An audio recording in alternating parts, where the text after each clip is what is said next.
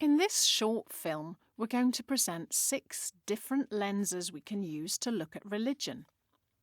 Lens number 1, a vertical approach.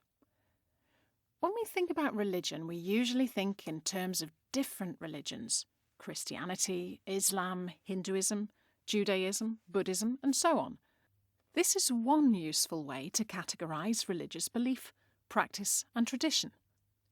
Religions do have major internal differences, with sometimes vicious intra-religious disputes, but they're held together by central beliefs and practices they share.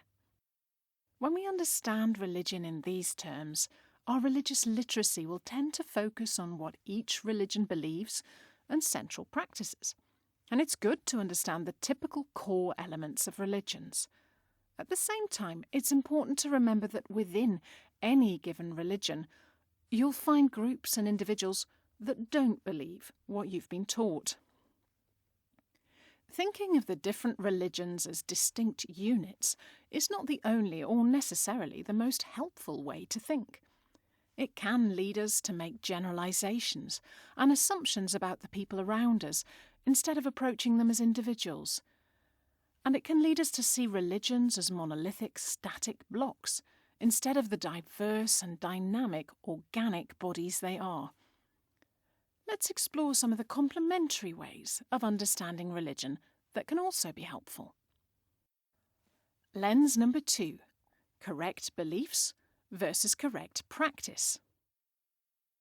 Most religious traditions include both beliefs and practice, but within one and the same religion, different traditions place a different degree of importance on beliefs and practice. Within the Christian tradition, Protestantism has a strong focus on having the right beliefs, whilst the Orthodox tradition focuses much more strongly on the practice of the liturgy. Lens number 3, inner experience versus outward behaviour.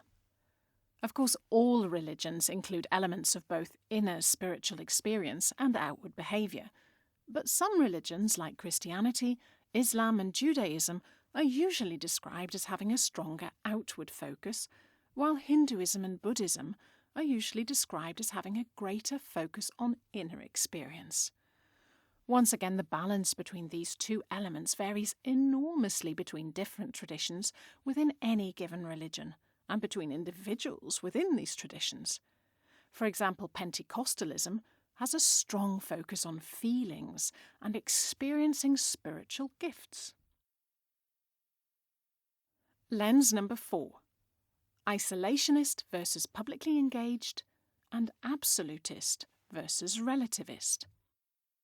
The degree to which religious communities engage in public life and the degree to which they are absolutist or relativist varies tremendously within religions.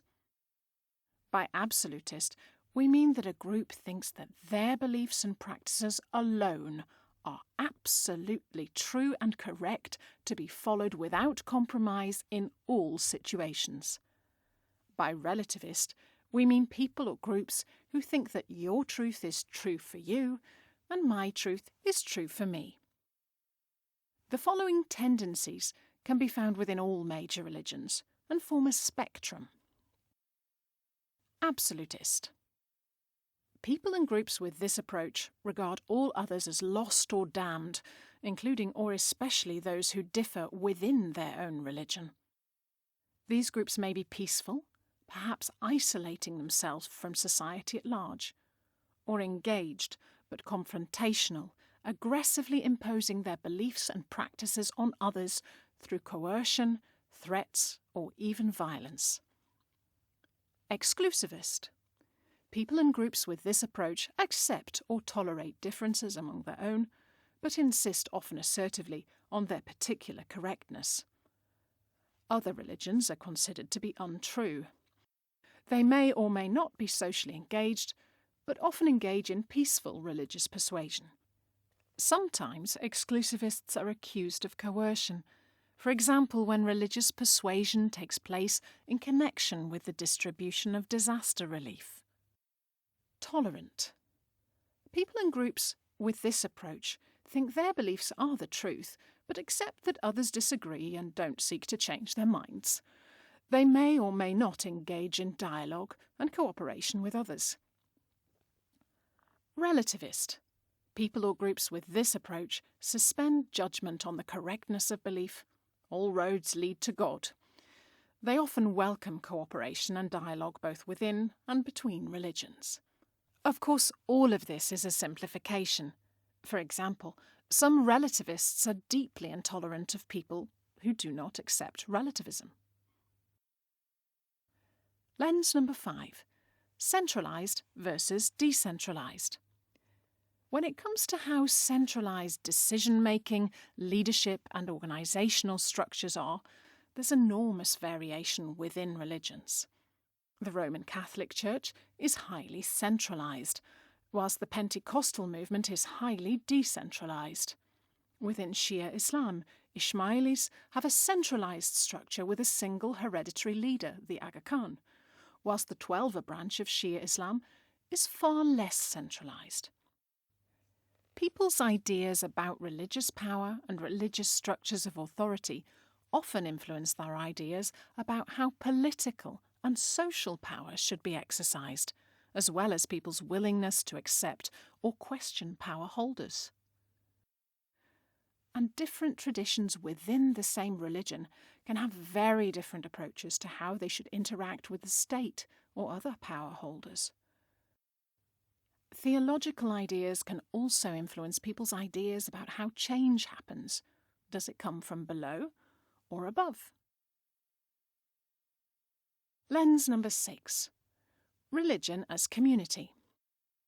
For a great many people, their appreciation of religious belief and practice links closely to their appreciation of the religious community to which they belong.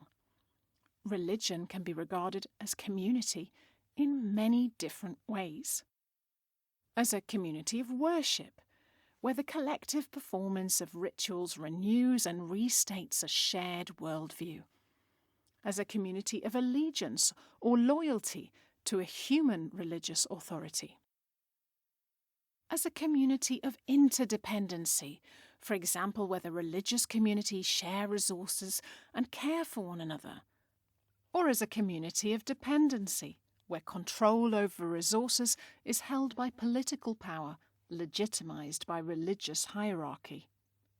For many, if not most people, religious belief, practice, tradition, culture and community are an important part of their personal identity. It's part of what defines who they are, their self-perception and the way others perceive them. Some people perceive religion as a community of chosen identity, in which each member has actively chosen to accept beliefs, practices and belonging. But for many people, religious identity is a communal identity, with cultural and often ethnic identities interwoven. In fact, many people consider themselves to have a religious identity and to be part of a religious community, even though they don't actively believe or practice their religion. This is known as belonging without believing. Perceiving religion as identity can sometimes be problematic. In some contexts, majority society or the state regards the majority religious identity as being synonymous with national identity. This usually creates problems for citizens who don't share that identity, particularly if they've left the majority religion for atheism or another religion.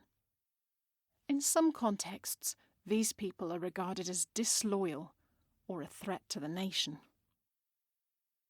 So there are many different ways of understanding religion as community, and these different understandings often overlap. Using these 6 lenses to look at religion helps us understand religion in ways that cut across traditions.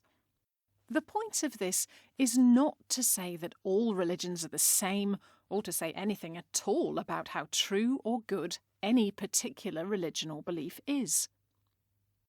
The point of the lenses is to help us understand the different roles religion plays in people's lives and in society, and to help us to meet others with openness, seeing the person or local community concerned, instead of the preconceived labels and stereotypes so often attached to them. When you reflect on your own religious tradition, can you recognise the kinds of diversity represented in the 6 lenses?